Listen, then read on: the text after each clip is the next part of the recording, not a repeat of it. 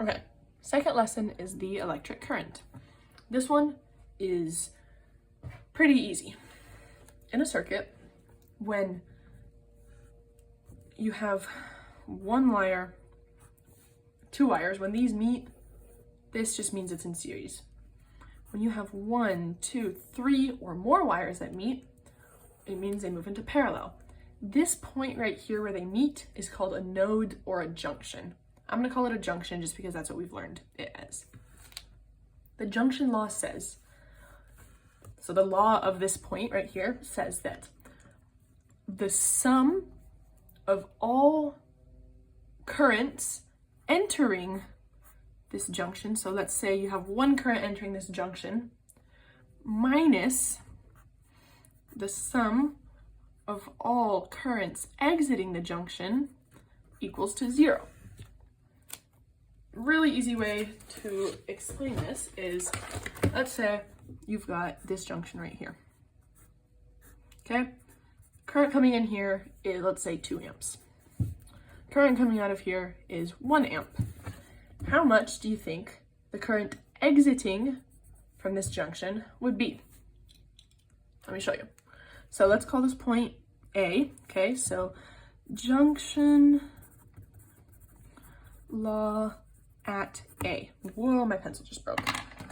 Junction law at A would say that sum, let's call this way, let's call this I1, I2, and I3, would say that sum of I entering minus sum of I exiting equals to 0. So I1, which is entering, minus I2 plus I3, which are exiting, is going to be equal to 0. I1 minus I2 minus I3 equals to 0. We have I1 and I2, so we can plug those in. 2 minus 1 minus I3 equals to 0. I'm guessing you guys can see where this is going. 1 minus I3 equals to 0. So I3 equals to 1 amp. Really easy. You can do it with as many different currents as you want because the answer will always come out the same. A couple more things. We said current flows from positive to negative, correct? Electrons flow opposite to current. So if current flows from positive to negative, electrons flow from negative to positive. A few formulas to memorize. Current is equal to the charge divided by the total time. So charge is written as Q, can be equal to the number of electrons times the charge of one electron. These will often be given to you, or they'll just tell you the charge.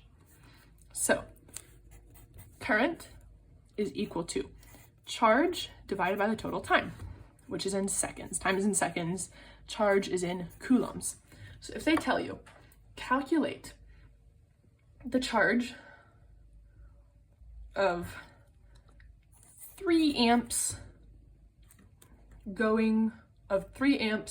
in, let's say, 2 seconds. 2 seconds. Charge is going to be equal to current times time, which would be equal to 3 amps times 2 seconds, which would be 6 coulombs. Easy. One more thing, coulombs is the SI unit of charge. If you have 3,600 coulombs, that equals to 1 amp hour. That's the second lesson done.